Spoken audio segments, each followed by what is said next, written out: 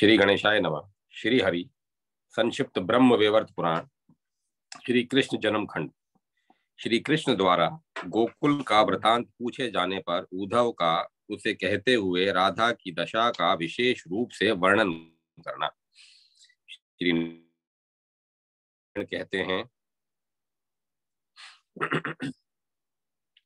नारद तदंतर उद्धव यशोदा को प्रणाम कर उतावली के साथ हर्ष पूर्वक खुर्जर कानन को बाएं करके यमुना तट पर गए। वहीं स्नान भोजन करके वे पुनः मथुरा को चल पड़े। वहां पहुंचकर एकांत में वट की छाया में बैठे हुए गोविंद को देखा। उस समय उद्धव शोक से दग्ध होने के कारण दुखी रो रहे थे। उनके नेत्रों से आंसू झर रहे थे। उद्धव को आया देखकर श्री कृष्ण का मन प्रफुल्लित हो गया। तब वे उद्धव से मुस्कुराते हुए बोले। श्री भगवान ने पूछा, उद्धव आओ, कल्याण तो है न? राधा जीवित है न? विरह ताप से संतप्त हुई कल्याणमयी गोपियों का जीवन चल रहा है न? ग्वालों तथा गोवत्सों का मंगल है न? पुत्र विरह से दुखी हुई मेरी माता यशोदा का क्या हाल है?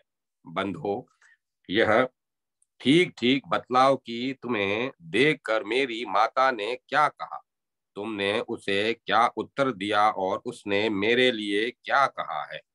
क्या तुमने यह यमुना तट वृंदावन नामक पुण्यवन जन शून्य एवं शीतल मंद सुगंध पवन से व्याप्त परम रमणीय रास मंडल कुंज कुटीरों से घिरा हुआ रमणीय क्रीड़ा सरोवर और जिन पर भंवरे मंडरा रहे थे, उन खिले हुए फूलों से परिपूर्ण पुष्प वाटिका देखी?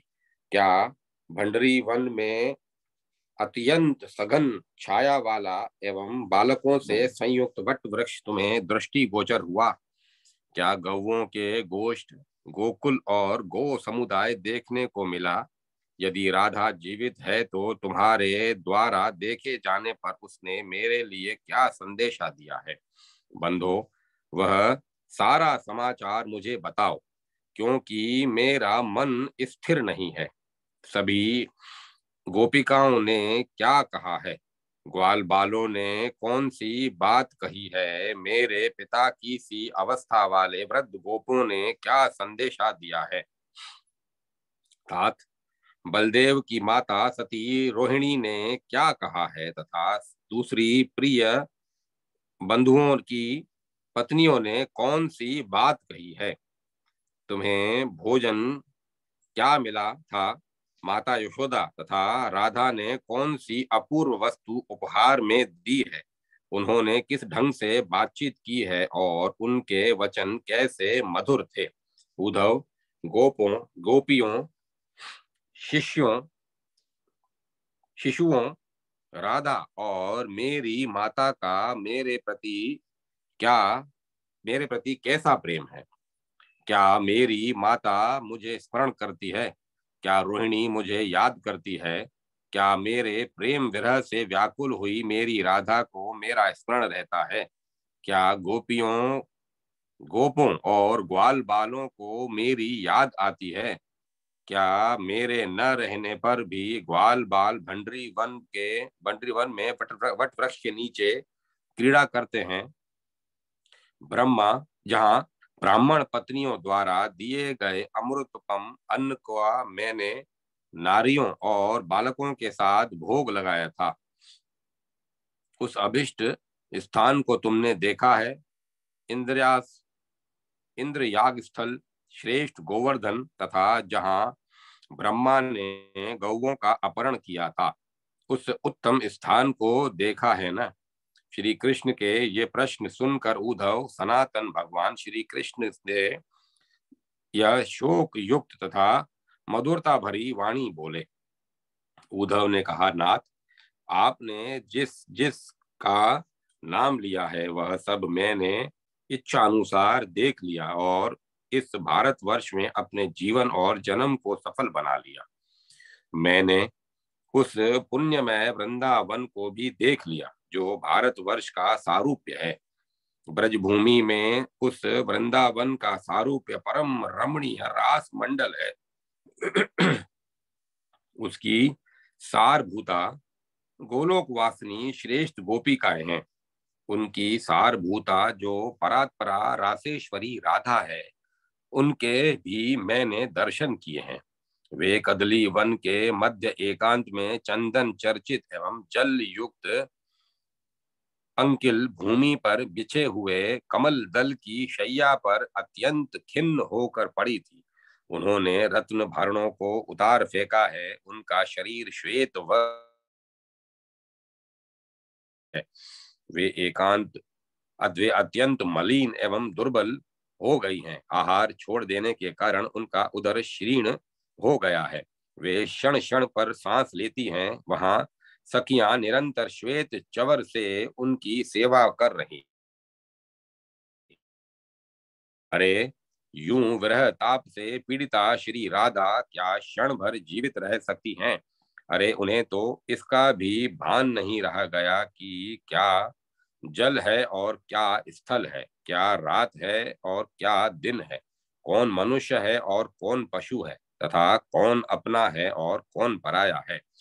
वे ब्रह्म ज्ञान शून्य होकर तुम्हारे चरण के ध्यान में मग्न है। वे त्रिलोकी में अपने उज्जवल यश से प्रकाशित हो रही हैं। उनकी मृत्यु भी कीर्ति दायिनी है, परंतु जगन्नाथ, अज्ञानी चोर डाकू भी इस प्रकार स्त्री हत्या करना नहीं चाहते। अतः तुम शीघ्र ही अभिष्ट कदली वन को जाओ, क्योंकि राधा से बढ़कर भक्त न कोई हुआ है और न होगा। वे सब तरह से पीड़ित होकर अनाथ हो गई हैं। वसंत ऋतु, किरणधारी चंद्रमा और सुगंधित वायु उनके लिए दाहकारक हो गए हैं। तपाए हुए स्वर्ण के समान उनकी चमकीली कांति इस समय कजल की तरह श्याम हो गई है और उनके केश स्वर्ण के से भरे हो गए हैं। उन्होंने उत्तम वस्त्र और श्रृंगार का त्याग कर दिया है। श्री कृष्ण स्वयं भगवान ब्रह्मा, जो देवताओं में श्रेष्ठ हैं, तुम्हारे भक्त हैं। योगेंद्रों के गुरु भगवान शंकर तुम्हारे भक्त हैं। ज्ञानियों में श्रेष्ठ गणेश और सनत कुमार भी तुम्हारा भजन करते हैं। भूतल पर कितने मुनींद्र तुम्हारे भजन में लगे रहते हैं, परंतु राधा तुम्हारी जैसी भक्ति करती है वैसा भक्त कोई भी कहीं भी दूसरा नहीं है। राधा जिस प्रकार तुम्हारे ध्यान में तल्लीन रहती है, वैसा तो स्वयं लक्ष्मी भी नहीं कर सकती। महाभाग, मैंने राधा के सामने श्री हरि आएंगे यूं स्वीकार कर लिया है। अतः तुम शीघ्र ही वहां जाओ और मेरा वचन सार्थक करो। उद्धव की बात सुनकर माधव ठठाकर हंस पड़े और वेदोक्त हितकारक एवं उत्तम सत्यव्रत का वर्णन करते हुए बोले। श्री भगवान ने कहा, उद्धव, मैं तुम्हारे द्वारा अंगीकार किए गए वचन को अवश्य सफल करूंगा। मैं स्वप्न में माता यशोदा के तथा गोपियों के निकट जाऊंगा। यह सुनकर महायशस्वी उद्धव अपने घर चले गए और श्री कृष्ण स्वप्न में विरहाकुल गोकुल में जा पहुंचे। वहां उन्होंने स्वप्न में राधा को भली भांति आश्वासन देकर परम दुर्लभ ज्ञान प्रदान किया। क्रीड़ा करके उन गोपिकाओं को यथोचित रूप से संतुष्ट किया। नींद में पड़ी हुई माता यशोदा का स्तनपान करके उन्हें ढांढस बंधाया और गोपों और ग्वाल बालों को समझा बुझा कर वे पुनः वहां से चल दिए।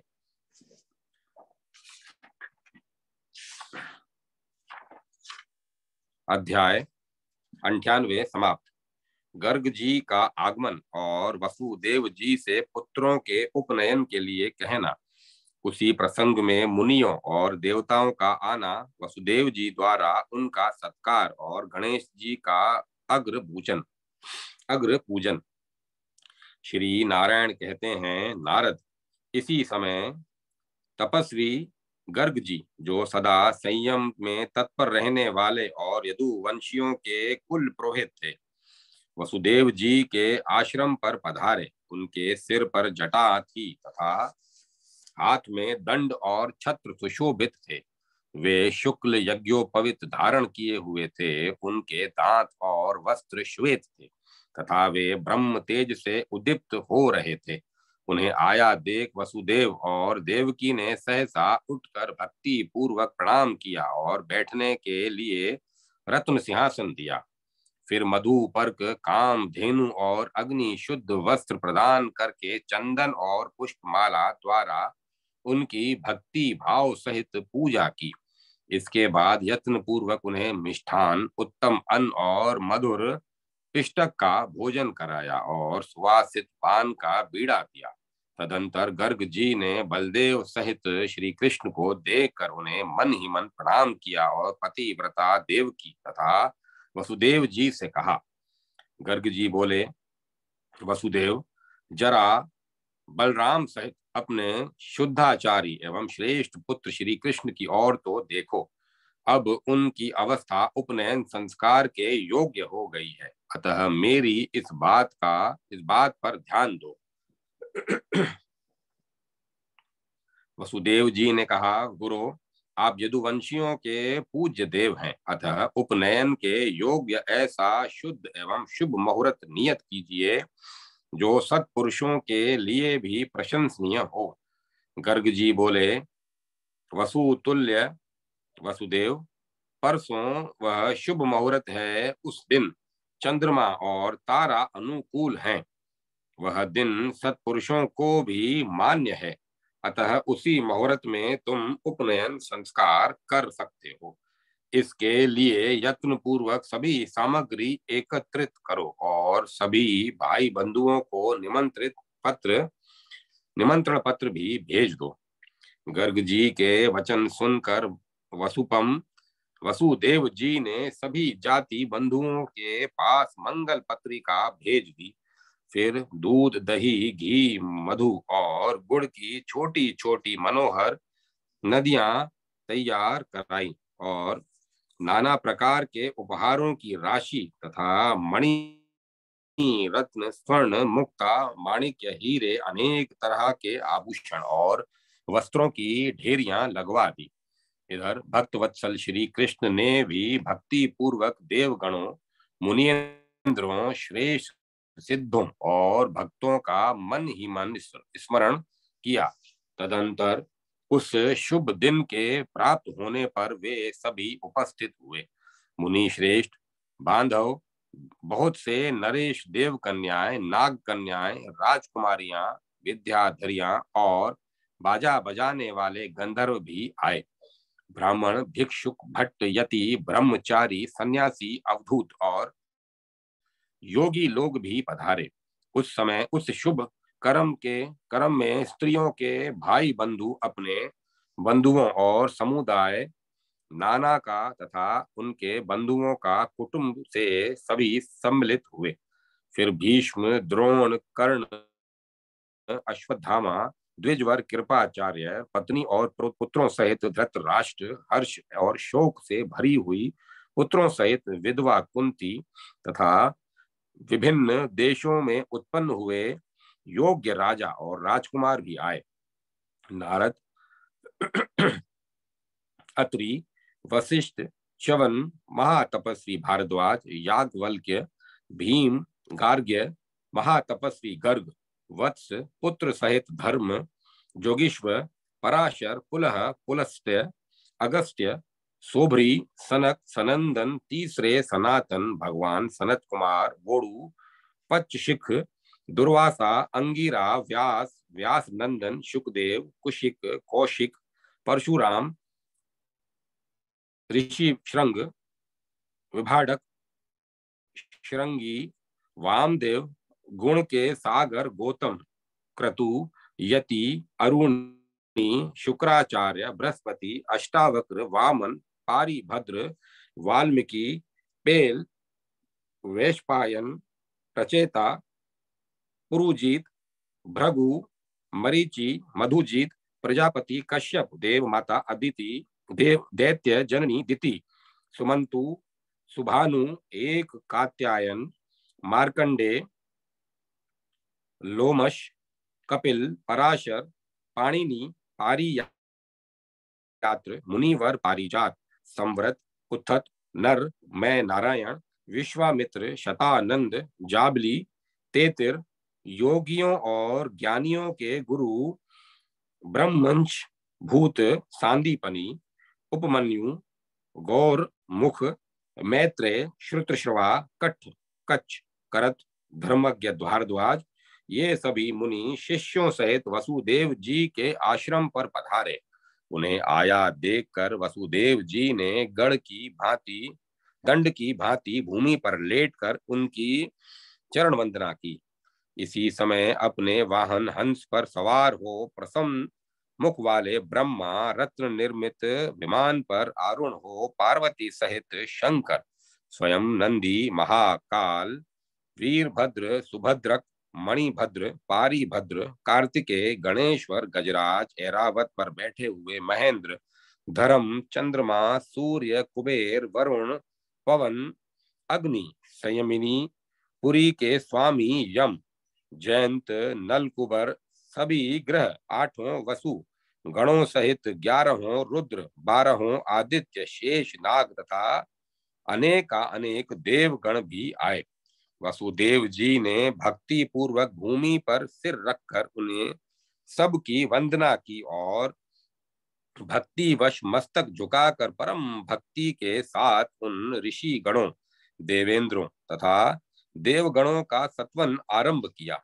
उस समय उनका शरीर हर्ष से पुलकायमान हो रहा था।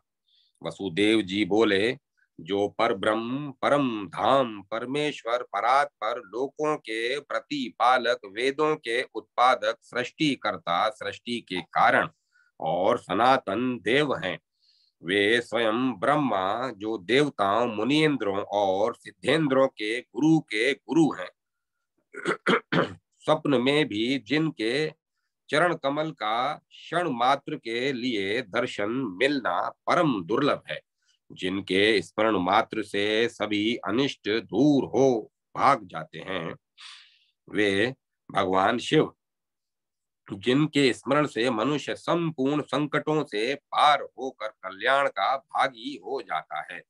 सर्वप्रथम जिनकी पूजा होती है, जो देवताओं के अगुआ और श्रेष्ठ हैं, कलशों पर भक्ति पूर्वक मंत्रों द्वारा जिनका आवाहन करने से मंगल होता है, जो विघ्नों के विनाशक हैं, वे स्वयं साक्षात भगवान गणेश, देवताओं के पूज्य भगवान कार्तिकेय, ये सब मेरे घर आए हैं।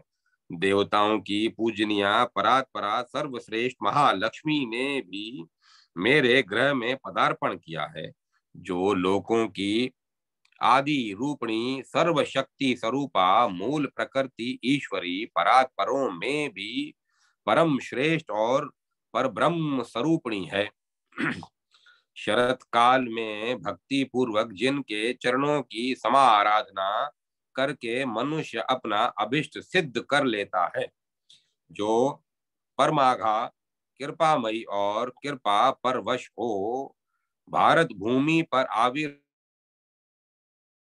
हुई हैं, उन भक्त वत्सला साक्षात माता पार्वती का संपूर्ण देवताओं और गणों के साथ मेरे मंदिर में शुभागमन हुआ है। दुर्गे, चूंकि आप मेरे घर पधारी हैं, अतः मैं धन्य और कृतार्थ हो गया, मेरा जीवन सफल हो गया। इस प्रकार वसुदेव जी ने गले में वस्त्र बांधकर हर्ष पूर्वक क्रमशः परस्पर सभी देवों, मुनिवरों और विप्रों की स्तुति की और उन्हें पृथक पृथक बैठाया। फिर क्रमशः अलग अलग उनकी विधिवत पूजा की। तत्पश्चात भक्ति भावित हृदय से रत्न, मूंगा, मणि, मोती, माणिक्य, हीरा, भूषण, वस्त्र, सुगंधित चंदन और पुष्प मालाओं द्वारा ब्रह्मा आदि देवताओं, मुनि समूहों, ब्राह्मणों और पुरोहित गर्ग जी का एक एक करके वर्ण किया। तदंतर उस शुभ कर्म के अवसर पर सभी के मध्य भाग में स्थित एक रमणीय रत्न सिंहासन पर गणेश जी का पूजन के लिए वर्ण किया, और जिसमें 7 तीर्थों का जल, पुष्प चंदन युक्त शीतल सुवासित स्वर्ग गंगा का जल, पुष्कर का पुण्यमय जल और समुद्र का जल भरा था उस स्वर्ण कलश से तथा शुद्ध पंचामृत और पंचगव्य से भक्ति भाव सहित मंत्रोच्चारण पूर्वक गणेश को स्नान कराया।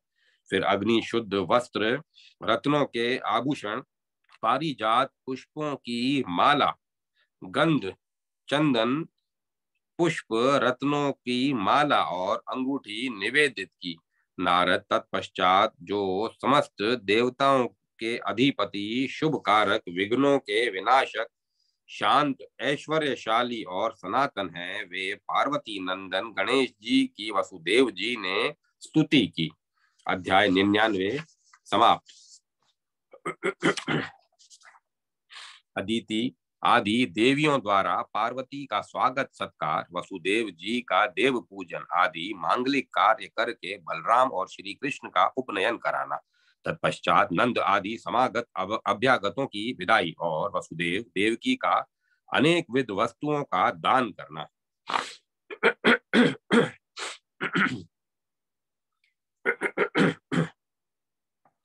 श्री नारायण कहते हैं, नारद, तदंतर अदिति, दिति, देवकी, रोहिणी, रति, सरस्वती, पतिव्रता यशोदा, लोपामुद्रा, अरुंधति, अहिल्या तथा तारका, ये सभी महिलाएं पार्वती को देखकर तुरंत ही मंदिर से बाहर निकली और बारंबार आलिंगन करके उन्हें नमस्कार करने लगी।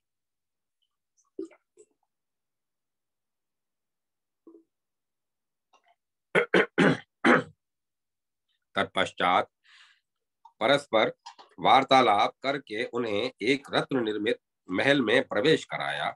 वहां उन परमेश्वरी को रमणीय रत्न सिंहासन पर बैठाया गया और वस्त्र, रत्नों के आभूषणों तथा पुष्पमालाओं से उनकी पूजा की गई। तत्पश्चात देवकी ने भक्ति पूर्वक उनके चरण कमलों में इंद्र द्वारा लाया गया पारिजात का मनोहर पुष्प निवेदन किया। फिर मांग में सिंदूर की बिंदी और ललाट पर चंदन का बिंदु लगाकर उन दोनों बिंदुओं के चारों ओर कस्तूरी और कुमकुम आदि का लेप किया। तत्पश्चात मिष्ठान भोजन कराया, सुवासित शीतल जल पीने को दिया और कपूर आदि से सुवासित सुंदर एवं श्रेष्ठ पान का बीड़ा समर्पित किया। उनके दोनों चरण कमलों के नखों पर अलतक लगाकर पैरों को कुमकुम से रंग दिया और श्वेत चवर डुलाकर उनकी सेवा की। उत्तम व्रत का पालन करने वाले नारद इस प्रकार पार्वती देवी का भली भांति पूजन करके वसुदेव जी की प्रियतमा देवकी ने क्रमशः मुनि पत्नियों, पति पुत्रवती सतियों, राजकन्याओं, देव कन्याओं, सौंदर्यशालिनी नाग कन्याओं, मुनि कन्याओं और भाई बंधुओं की कन्याओं का भी विधिवत पूजन किया। कौतुकवश नाना प्रकार के सुंदर बाजे बजवाए, मांगलिक कार्य कराया, ब्राह्मणों को जिमाया, मथुरा की ग्राम देवता भैरवी और मंगल चंडिका षष्ठी की षोडशोपचार द्वारा पूजा की। पुण्य कारक एवं मंगलमय शुद्ध स्वसत्य एवं तथा वेदों का पाठ कराया। तदंतर पुत्रवत्सला देवकी ने स्वर्ग गंगा के उत्तम जल से परिपूर्ण स्वर्ण कलश से बलराम सहित श्री कृष्ण को नहलाया और वस्त्र, चंदन, माला और तथा बहुमूल्य रत्नों के बने हुए मनोहर आभूषणों से उन दोनों बालकों का श्रृंगार किया। नारद यूं माता द्वारा दिए गए आभूषणों से विभूषित हो बलराम और श्री कृष्ण देवताओं और मुनिवरों की उस सभा में आए। उन जगदीश्वर को आए हुए देखकर स्वयं ब्रह्मा, शंभु, शेषनाग, धर्म और सूर्य आदि सभी सभासद बड़ी उतावली के साथ अपने अपने आसनों से उठकर खड़े हो गए। फिर देवगण, मुनिगण, कार्तिकेय, गणेश भगवान, ब्रह्मा, शिव और अनंत आदि ने पृथक पृथक परमेश्वर श्री कृष्ण की स्तुति की। मुने इस प्रकार जब देवताओं और मुनियों ने मन ही मन श्री कृष्ण की स्तुति करके विराम लिया, तब आंगन में पीले वस्त्र से सुशोभित श्री कृष्ण को देखा। उस समय उनकी वैसी ही शोभा हो रही थी जैसी मालती की माला से सुशोभित बक पंक्ति तथा बिजली से युक्त नूतन मेघ की होती है। उनके ललाट पर कस्तूरी युक्त चंदन का मंडलाकार तिलक बादल में छिपे हुए कलंक युक्त चंद्रमा के समान सुशोभित हो रहा था। उनके दो भुजाएं थी। उन राधा कांत का शरीर श्याम कमनीय और मनोहर था। उनके प्रसन्न मुख पर मंद मुस्कान की छटा थी। वे भक्तानुग्रह मूर्ति तथा रत्नों के बाजूबंद कंकण और करधनी के से सुशोभित थे और बलराम सहित पिता की गोद में विराजमान थे। तदंतर मनोरम शुभ लग्न के आने पर, जबकि लग्नेश उच्च स्थान में स्थित था, उस पर सौम्य ग्रहों की दृष्टि पड़ रही थी। केवल सदग्रह ही उसे देख रहे थे तथा वह असद ग्रहों की दृष्टि से परे था। परंतु मंगल काल में देवताओं और ब्राह्मणों की आज्ञा से वसुदेव जी ने स्वास्तिक वाचन पूर्वक शुभ कर्म आरंभ किया। उस समय उन्होंने ब्राह्मण को आदर सहित 9 मोहरें प्रदान दान देकर देवगण, मुनिगण, पुरोहित, गर्ग जी, गणेश, सूर्य, अग्नि, शंकर और पार्वती को नमस्कार किया। फिर उस देव समाज में 6 प्रधान देवताओं की भक्ति पूर्वक अक्षत सहित षोडश उपचार द्वारा पूजा करके वेद मंत्रों चरण पूर्वक पुत्र का अधिवासन, सुगंधित पदार्थ का अनुलेपन अर्थात हरिद्रा क्रम किया। फिर अनेक अनेक देवताओं, दिक्पालों और नवग्रहों का भली भांति पूजन करके षोडश मातृकाओं को भक्ति पूर्वक पंचोपचार समर्पित किया। घी से 7 बार वसुधारा दिया। पुनः चेदीराज वसु का पूजन नमस्कार करके वे आगे बढ़े और वृद्धि श्राद्ध को समाप्त करके जो कुछ अन्य देव संबंधी कार्य था उसे संपन्न किया। इसके बाद वेदोक्त यज्ञ करके हर्ष पूर्वक अग्रज बलदेव और परमात्मा श्री कृष्ण को यज्ञ सूत्र जनेऊ पहनाया। मुनिवर सांदीपनी ने उन दोनों को गायत्री मंत्र प्रदान किया। पहले पहल पार्वती ने बड़े आदर के साथ बहुमूल्य रत्न द्वारा निर्मित पात्र में रखे हुए मोती, माणिक्य और हीरों को भिक्षा रूप में समर्पित किया। पिता वसुदेव जी ने हीरे का बना हुआ हार देकर श्वेत पुष्प और दुर्वांकर दुर्वांकर द्वारा शुभाशीर्वाद प्रदान किया। तत्पश्चात अदिति, दिति, मुनि पत्नियां देवकी, यशोदा, रोहिणी, सावित्री और सरस्वती, इन सभी ने हर्ष पूर्वक अलग अलग मणि और स्वर्ण से भूषित भिक्षा प्रदान की। इसके बाद जिनके नेत्र सुगंध थे स्निग्ध थे और मुख पर मुस्कान की छटा छा रही थी, वे देव कन्याएं, नाग कन्याएं, राज कन्याएं, पतिव्रताएं, भाई बंधुओं की स्त्रियां, इंद्राणी, वरुणाणी, पवन पत्नी रोहिणी, कुबेर पत्नी स्वाहा और कामदेव की प्रियतमा रति, इन लोगों ने पृथक पृथक रत्नाभरणों से विभूषित भिक्षा दी। जब बलराम सहित भगवान श्री कृष्ण ने भक्ति पूर्वक भिक्षा ग्रहण करके उसका कुछ भाग पुरोहित गर्ग जी को और कुछ भाग अपने गुरु सांदीपनी मुनि को दे दिया, फिर वैदिक कर्म समाप्त करके गर्ग जी को दक्षिणा दी गई। आदर पूर्वक देवताओं और ब्राह्मणों को भी भोजन कराया गया। तदंतर उस यज्ञ में जो जो लोग आए थे वे सभी बलदेव और श्री कृष्ण को शुभाशीर्वाद देकर प्रसन्न मन से अपने अपने गृह को लौट गए। तब पत्नी सहित नंद पुत्र के उस शुभ कर्म को समाप्त करके बलराम और श्री कृष्ण को गोद में लेकर उन दोनों का मुख चूमने लगे। उस समय नंद और पतिव्रता यशोदा उच्च स्वर से रो पड़ी। तब श्री कृष्ण ने बड़े यत्न से उन्हें आश्वासन देकर समझाते हुए कहा। श्री कृष्ण बोले, तात तुम मेरे परमार्थ पिता हो और हे माता यशोदा तुम ही मेरी पालन पोषण करने वाली माता हो। अब तुम लोग आनंद पूर्वक शीघ्र ही ब्रज को लौट जाओ। पिताजी, इस समय मैं बलराम जी के साथ वेदाध्ययन करने के लिए मुनिवर सांदीपनि के निवास स्थान अवंती नगर को जाऊंगा। चीरकाल के बाद वहां से लौटकर पुनः आपके दर्शन होंगे। माता जी, काल ही ग्रहण करता है और वही वेद उत्पन्न करता है। यहाँ तक कि मनुष्यों के जो वियोग, मिलन, सुख, दुख, शोक और मंगल आदि हैं, उन सब का कर्ता काल ही है। मैंने जो तत्व पिताजी को बतलाया है वह योगियों के लिए भी दुर्लभ है। वे आनंद पूर्वक वह सारा रहस्य तुम्हें बतलाएंगे। इतना कहकर जगदीश्वर श्री कृष्ण वसुदेव जी की सभा में चले गए और क्षण भर वहां ठहर कर पिताजी की आज्ञा से महर्षि सांदीपनि के आश्रम को प्रस्थित हुए। तदंतर यशोदा सहित नंद जी विनय पूर्वक वसुदेव देवकी से वार्तालाप करके दुखी हृदय से जाने को उदत हुए।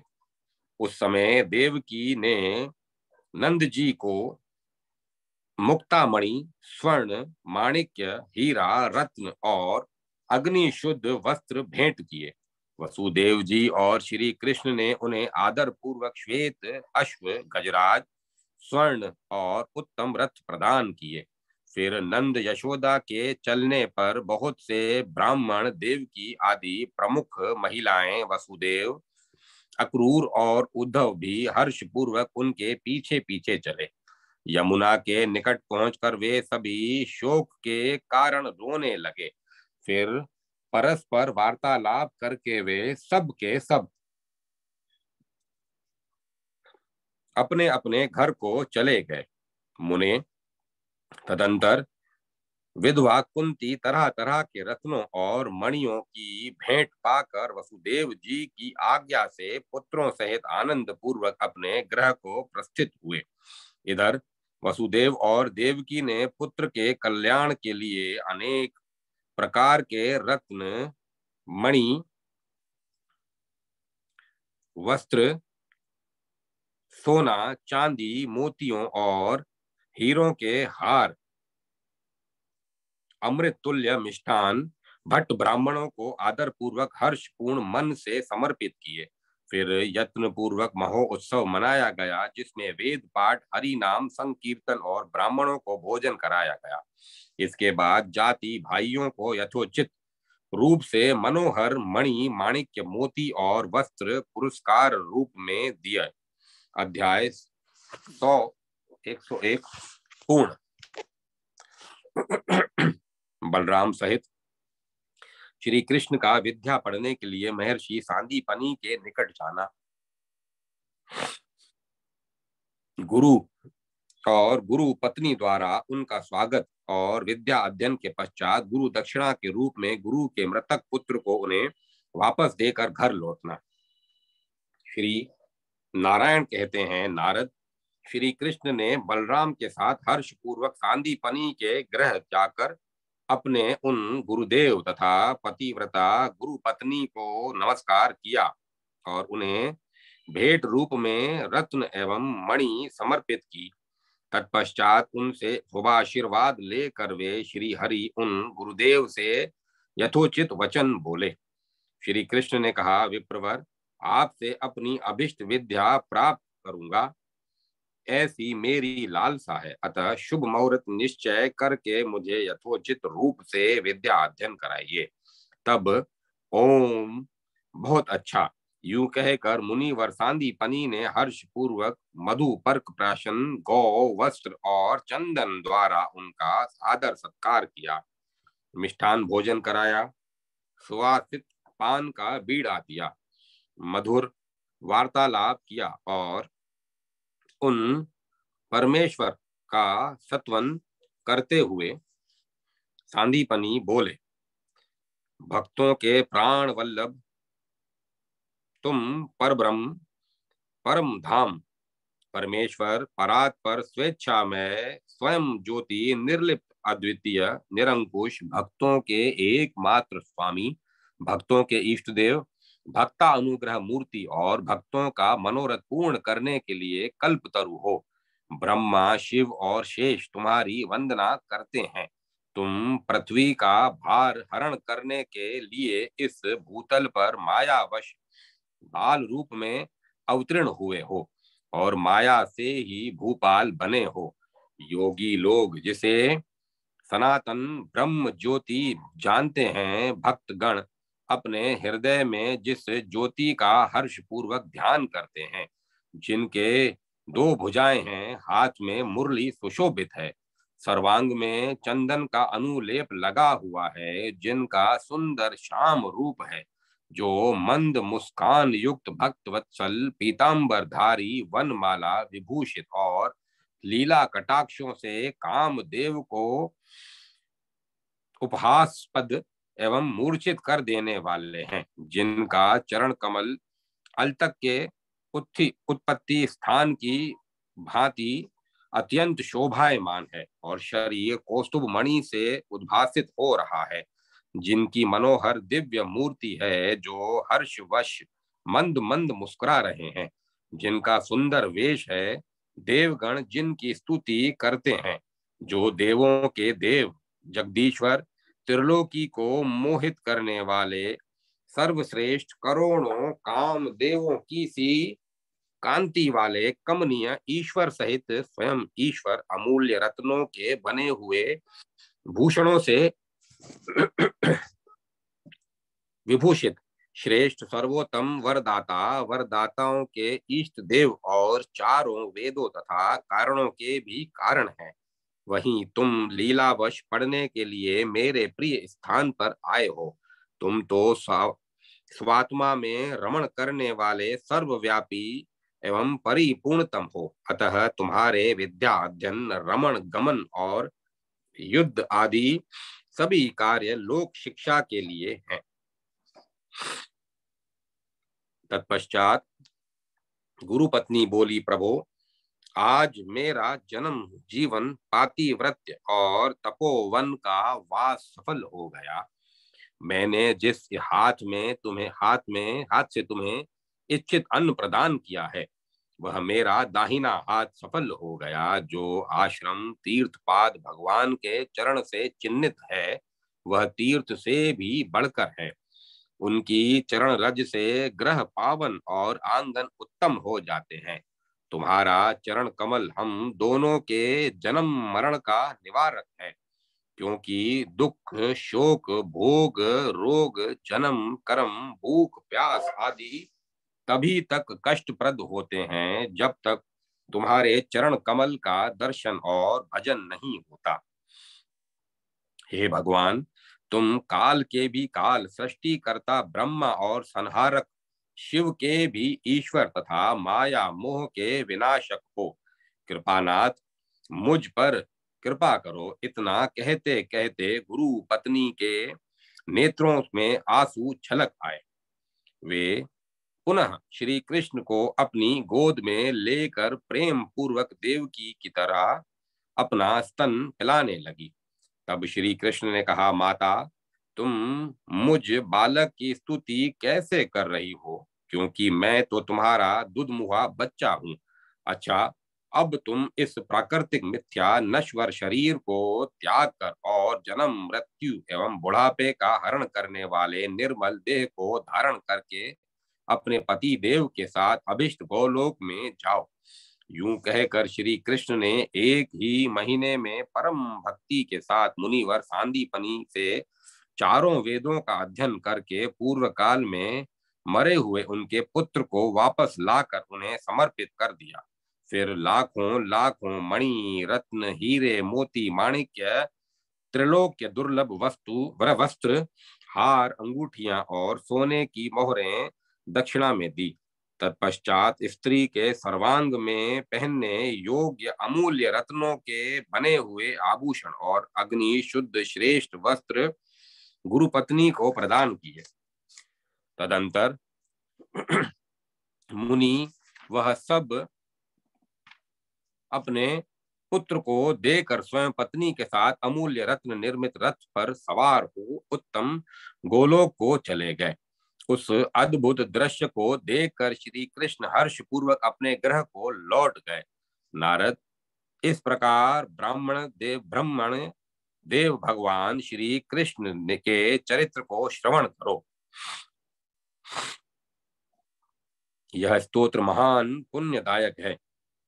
जो मनुष्य भक्ति पूर्वक इसका पाठ करता है उसकी निस्संदेह श्री कृष्ण में निश्चल भक्ति हो जाती है। उसके प्रभाव से कीर्तिहीन परम यशस्वी और मूर्ख पंडित हो जाता है। वह इस लोक में सुख भोग कर अंत में श्री हरि के पद को प्राप्त होता है।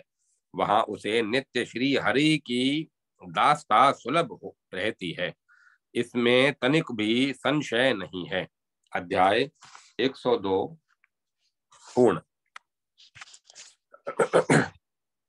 द्वारकापुरी का निर्माण, उसे देखने के लिए देवताओं और मुनियों का आना और उग्रसेन का राज्याभिषेक। श्री नारायण कहते हैं, नारद, तदंतर सर्वव्यापी श्री हरि ने बलराम के साथ मथुरापुरी में आकर पिता को प्रणाम किया और वट वृक्ष के नीचे बैठकर आदर सहित गरुड़, शार, सागर और विश्वकर्मा का स्मरण किया।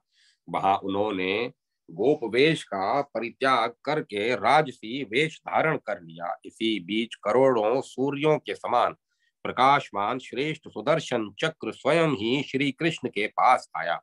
वह उत्तम वस्त्र अस्त्र श्री हरि के सदृश तेजस्वी शत्रु नाशक अमोघ अस्त्रों में श्रेष्ठ और परमोत्कृष्ट था। इसके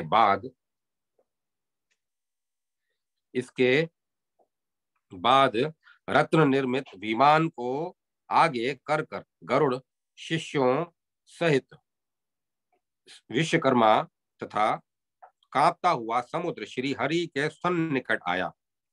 उन सब लोगों ने भक्ति पूर्वक सिर झुकाकर श्री हरि को प्रणाम किया। तब सर्वव्यापी भगवान क्रमशः उससे आदर सहित मुस्कुराते हुए बोले। श्री कृष्ण ने कहा, हे महाभाग समुद्र, मैं नगर निर्माण करना चाहता हूं, अतः उसके लिए तुम मुझे 100 योजन विस्तृत भूमि दो। पीछे वह भूमि मैं तुम्हें अवश्य ही लौटा दूंगा। हे विश्वकर्मा, उस स्थान पर तुम एक ऐसा नगर निर्माण करो जो तीनों लोकों में दुर्लभ हो, सबके लिए रमणीय हो, स्त्रियों के मन को हरण करने वाला हो, भक्तों के लिए वांछनीय हो, वैकुंठ के समान परमोत्कृष्ट हो, समस्त स्वर्गों से परे और सबके लिए अभिष्ट हो। आकाशचारियों में श्रेष्ठ महाभाग गरुड़ जब तक विश्वकर्मा द्वारकापुरी का निर्माण करते हैं तब तक तुम रात दिन उनके पास स्थित रहो। चक्र श्रेष्ठ सुदर्शन, तुम दिन रात मेरे पार्श्व में वर्तमान रहो। मुने तब चक्र के अतिरिक्त और सभी लोग ओम बहुत अच्छा यूं कहकर चले गए। महाभाग, इधर श्री कृष्ण ने नगर में आकर कंस के पिता महाबली एवं सर्वोत्तम उग्रसेन को क्षत्रियों तथा सत्पुरुषों का भी राजा बना दिया। फिर युक्ति पूर्वक जरासंध को जीत कर काल यवन को मरवा डाला। इसके बाद नगर निर्माण का क्रम चालू किया। श्री भगवान ने कहा, विश्वकर्मन, तुम पद्मराग, मरकत, सर्वश्रेष्ठ, इंद्रनील, मनोहर, पारिभद्र, पलंग, संयमतक, गंधक, गालिम, चंद्रकांत, सूर्यकांत, स्फटिक की रची हुई पुतलियां, पीली, श्याम, श्वेत और नीली मणियों, दाणिमी बीजों के सदृश पीली गोरचना, पद्म बीज के सदृश नीले कमल के से रंग वाली, कजल के से आकार वाली उज्ज्वल परिष्कृत श्वेत चंपक के सदृश कांतिमती तपाए हुए स्वर्ण की सी चमकीली, स्वर्ण के मूल्य से 100 गुनी अधिक मूल्य वाली, थोड़ी थोड़ी लाल, परम सुंदर, वजनदार, सर्वोत्तम और पूजनीय उत्तम मणियों द्वारा वास्तु शास्त्र के विधानानुसार यथा योग्य घटा बढ़ा कर एक ऐसे मनोवांछित परम मनोहर नगर की रचना करो जो 100 योजन के विस्तार वाला हो। जब तक तुम नगर का निर्माण करोगे तब तक यक्षगण हिमालय से रात दिन मणियों को लाते रहेंगे।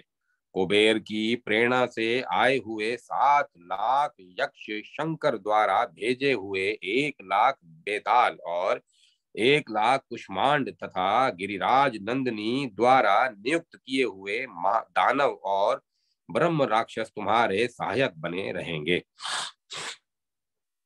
मेरी 16,108 पत्नियों के लिए ऐसे दिव्य शिविर तैयार करो जो खाइयों से युक्त तथा ऊंची ऊंची 4 दीवारियों से परिविष्टित हो, जिनमें प्रत्येक में 12 कमरे और सिंहद्वार लगे हों, जो चित्र विचित्र कृत्रिम किवाड़ों से युक्त हो, विभिन्न निषिद्ध वृक्षों से रहित और प्रसिद्ध वृक्षों से संपन्न हो, और जिनके आंगन शुभ लक्षण युक्त और चंद्र वेद हों। इसी प्रकार यदुवंशियों और नौकरों के लिए भी दिव्य आश्रम बनाओ। भूपाल उग्रसेन का भवन सर्व प्रसिद्ध तथा मेरे पिता वसुदेव जी का आश्रम सर्वतोभद्र होना चाहिए। तब विश्वकर्मा बोले, जगत गुरु, वे प्रशस्त वृक्ष कौन कौन हैं और कौन निषिद्ध हैं तथा शुभ अशुभ प्रदान करने वाले कौन हैं, इन सब का परिचय दीजिए। प्रभु, साथ ही यह भी बतलाइए कि किन की अस्थि पड़ने से शिविर शुभ और किन की अस्थि से अशुभ होता है।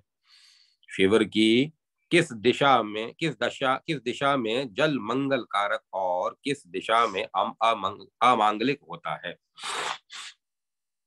और कौन वृक्ष किस दिशा में कल्याणप्रद होता है। सुरेश्वर, ग्रहों और आंगनों का विस्तार कितना होना चाहिए, किस दिशा में पुष्पोदान मंगलप्रद होता है। सुरेश्वर, परकोटों, खाइयों, दरवाजों, ग्रहों और 4 दीवारियों का क्या प्रमाण है।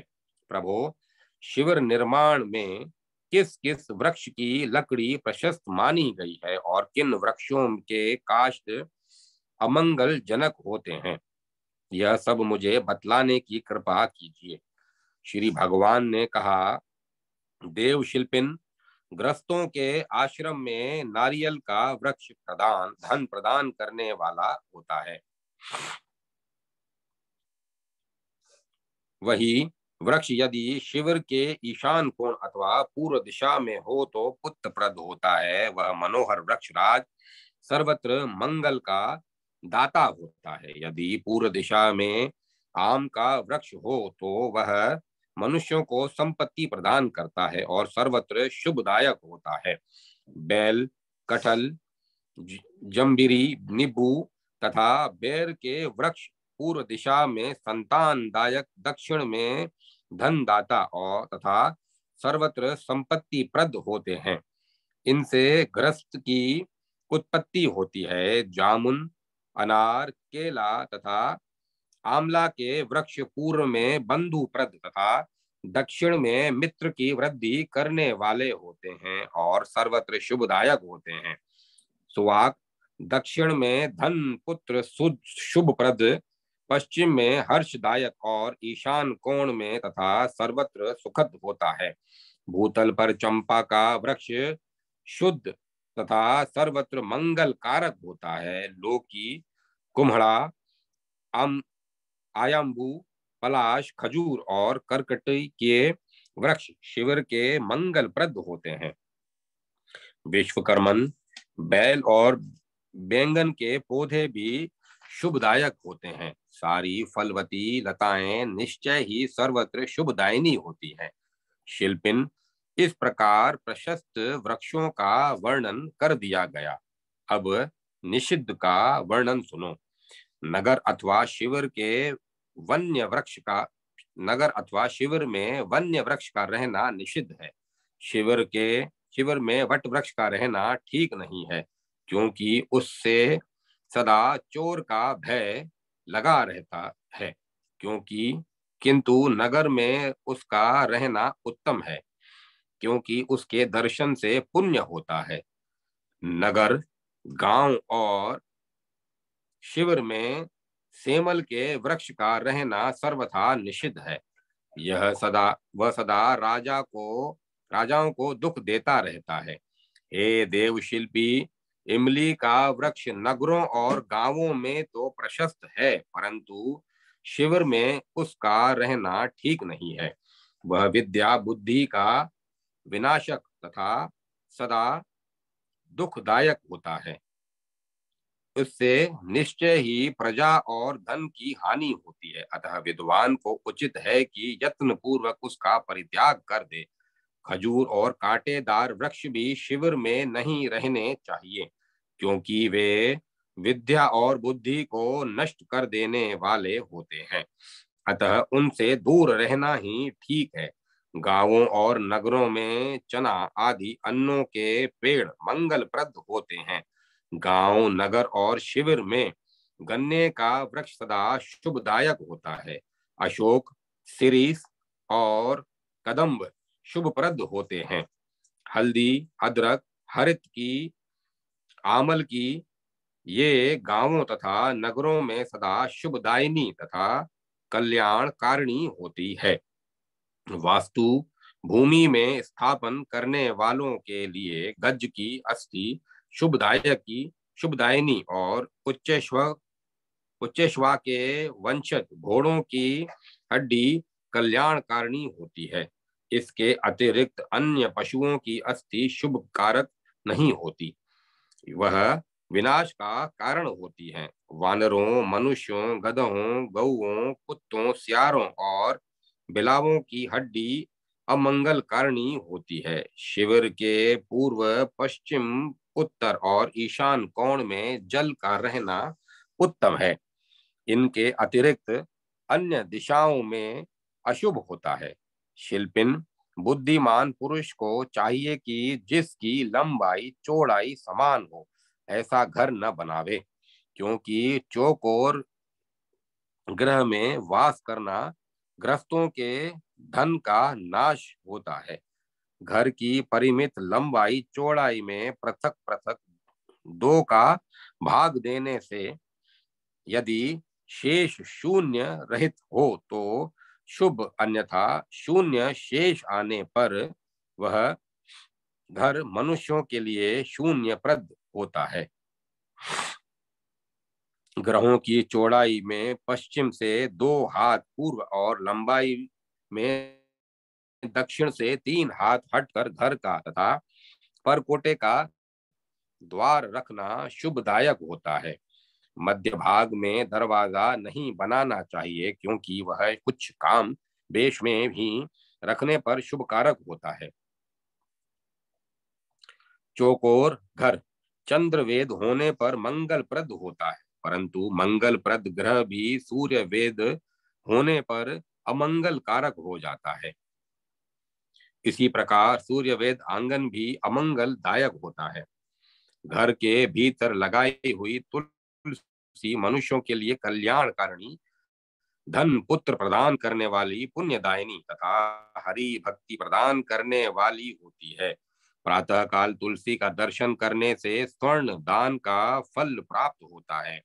मकान के पूर्व और दक्षिण भाग में मालती, जूही, कुंद, माधवी, केतकी, नागेश्वर, मल्लिका, मोतिया, कांचन, श्याम, धतुर, मोलसिरी और शुभदायिनी, अपराजिता, विष्णु कांता, इन पुष्पों का उद्यान शुभद होता है। इनमें तनिक भी संशय नहीं है। ग्रस्त को 16 हाथ से ऊंचा ग्रह नहीं बनवाना चाहिए। इसी तरह 20 हाथ से ऊंचा परकोटा भी शुभप्रद नहीं होता। बुद्धिमान पुरुष को घर के समीप तथा गांव के बीच में बढ़ई, तेली और सुनार को नहीं बसाना चाहिए, किंतु मकान के पास पड़ोस से ब्राह्मण, क्षत्रिय, वैश्य, सत, शूद्र, ज्योतिषी, भाट, वेद और पुष्पकार, माली को अवश्य रहने देना चाहिए। शिविर के चारों ओर 100 हाथ लंबी और 10 हाथ गहरी खाई प्रशस्त मानी जाती है। उस खाई का दरवाजा भी ऐसा संकेत युक्त होना चाहिए जो शत्रु के लिए अगम्य हो, परंतु मित्र सुखपूर्वक आ जा सके। भवन निर्माण में सेमल, इमली, हिंताल, एक प्रकार का जंगली खजूर, नीम, सिंधुवार, निर्गुड़की, गुलर, धतूरा, बरगद और रेंड, इनके अतिरिक्त अन्य वृक्षों की ही लकड़ी काम में लानी चाहिए। वस्तुस्तु बुद्धिमान को लकड़ी, वज्रहस्त और शिला आदि का उपयोग न करना ही उचित है, क्योंकि ये स्त्री, पुत्र और धन के नाशक होते हैं, ऐसा कमल जन्मा ब्रह्मा का कथन है। वत्स, यह सब मैंने लोक शिक्षा के लिए कहा है। अब तुम सुखपूर्वक जाओ और बिना काष्ठ के ही पुरी का निर्माण करो, क्योंकि इसके लिए यही शुभ मुहूर्त है। तब विश्वकर्मा गरुड़ के साथ श्री हरि को नमस्कार करके वहां से चल दिए और समुद्र तट पर मनोहर वट वृक्ष के नीचे आकर उन्होंने गरुड़ के साथ वहां रात्रि में शयन किया। मुने, स्वप्न में गरुड़ को वह रमणीय द्वारकापुरी दिखाई पड़ी। परमात्मा श्री कृष्ण ने विश्वकर्मा से जो कुछ कहा था, वे सारे के सारे लक्षण उन्हें उस नगर में दृष्टि गोचर हुए। स्वप्न में वे सभी कारीगर विश्वकर्मा की और दूसरे बलवान गरुड़ पक्षी गरुड़ की हंसी उड़ा रहे थे। जागने पर उस पुरी को देखकर गरुड़ और विश्वकर्मा लज्जित हो गए। वह द्वारकापुरी अत्यंत रमणीय थी और 100 योजन में उसका विस्तार था। वह ब्रह्मा आदि देवताओं की पुरियों को पराभूत करके सुशोभित हो रही थी। उसमें रत्नों की कारीगरी की गई थी, जिसके कारण उसके तेज से सूर्य ढक गए थे। श्री नारायण जी कहते हैं, नारद, इसी समय ब्रह्मा, हर, पार्वती, अनंत, धर्म, सूर्य, अग्नि, कुबेर, वरुण, वायु, यम, महेंद्र, चंद्र, रुद्र, आदित्य, वसु, दैत्य, गंधर्व, किन्नर आदि सब द्वारकापुरी देखने आए। आकाश दर्शनार्थियों के विमानों से छा गया। सबने मनोहर रत्नमयी शोभा युक्त दिव्य द्वारकापुरी को देखा। वहां भगवान के स्मरण करते ही वसुदेव, देवकी, उग्रसेन, पांडवगण, नंद, यशोदा, गोपी, विभिन्न देशों के राजा, सन्यासी, यति, अवधूत और ब्रह्मचारी आ गए।